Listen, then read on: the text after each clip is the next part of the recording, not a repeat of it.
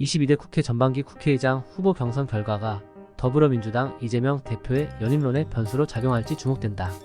명심이 대표의 의중을 얻은 것으로 알려졌던 추미애 당선인을 우원식 의원이 꺾은 것을 두고 이재명 1국 체제에 대한 의원들의 반감이 표출된 것이라는 분석이 나오면서다.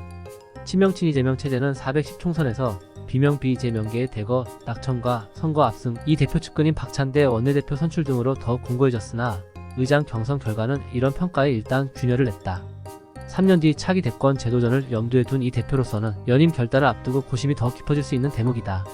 친명 내에서도 연임 득실에 대한 의견은 엇갈린다. 연임 카드가 이 대표의 대선 가도에 도움이 될 것이라는 전망이 우세하지만 거대 야당의 당수로 정쟁 한가운데 서 있을 수밖에 없는 만큼 플러스보다는 마이너스 선택이 될 것이란 우려도 일각에서 흘러나온다. 만약 앞으로 친명 체제에 대한 견제구가 더욱 거세지면 이 대표 임기 중 정치적 타격을 입을 일이 생기지 않을 것이라 장담할 수 없다는 전망도 제기된다. 관건은 비명계의 세력화다. 이번 국회의장 후보 경선에서 명심 불패 공식이 깨진 틈을 타 그간 숨죽이던 비명계가 기지개를 켜고 세력 재건을 할 수 있을지가 변수가 될 수 있다. 공교롭게도 비명계는 오는 23일 열리는 노무현 전 대통령 추도식에서 오랜만에 새 과시에 나설 전망이다. 영국에서 유학 중인 친문친 문재인 적자 김경수 전 경남지사는 추도식 참석을 위해 일시 귀국하고 임종석 전 문재인 정부 대통령 비서실장, 김부겸 전 국무총리, 박용진 의원 등 비명계가 한자리에 모일 것으로 보인다. 김 전 총리는 최근 서울대 강연에서 이 대표가 제안한 전 국민 1인당 민생회복지원금 25만원 지급 방안을 비판하는 목소리를 내기도 했다. 하지만 비명계 세력을 조직적으로 모아낼 수 있는 뚜렷한 구심점이 없어 비명계가 힘을 더 키우긴 어려울 것이라는 회의적 전망도 나온다. 이번 국회의장 후보 경선이 이 대표 리더십과는 관계없는 결과라는 의견도 있다. 모든 후보가 친명이었던 데다 추 당선인에 대한 개인적인 비호감도 인위적인 교통정리 과정에 대한 반감이 작용한 데 따른 것이지. 이 대표 연임론에는 영향이 없다는 것이다. 당 관계자는 19일 통화에서 국회의장 후보 경선 후보자들 모두 친명으로 이 대표 연임론과 연결 지어볼 수 있는 사안이 아니다 라고 선을 그었다. 이 대표 이외에 경쟁력 있는 후보자가 없다는 대안 부재론도 여전하다. 개파색이 옅은 한 의원은 통화에서 국회의장 후보 교통정리 과정은 잘못됐지만 이 대표 이외에 171석 거대 야당을 이끌 리더십을 가진 사람은 없다고 생각한다고 말했다.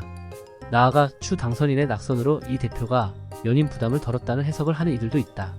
한 친명계 의원은 통화에서 원내대표부터 국회의장까지 명심 일색인 상황에 본인이 연임까지 한다면 자칫 이재명 피로감이 생길 수도 있지 않나라며 연임에 있어 고민거리가 하나 줄어든 셈이라고 말했다.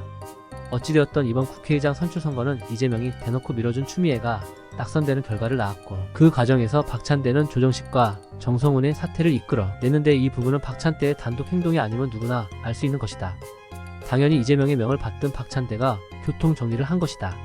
5선의 정성호, 6선의 조정식이 3선 박찬대에게 휘둘려서 국회의장 후보직을 사퇴하는 건 말이 안 되는 일이기 때문이다.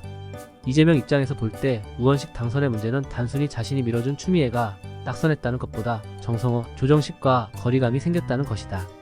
친명의 자장이라는 정성호의 입장에서는 어땠을까? 사실 추미애는 친이재명계라고 보기 어려운 인물이다. 반면 정성호는 이재명의 최측근이라는 것은 누구나 아는 사실이다. 정성호가 국회의장직에 도전한다는 뜻을 내비쳤는데도 불구하고 개딸들이 추미애를 밀어주자 이재명도 어쩌지 못하고 정성호에게 사퇴하라는 압력을 넣었다는 것은 이재명이라는 인간은 아무리 최측근이라도 개딸들의 요구만 있으면 언제든 내칠 수 있는 인간이라는 모습을 이번에 확실히 보여준 것이다.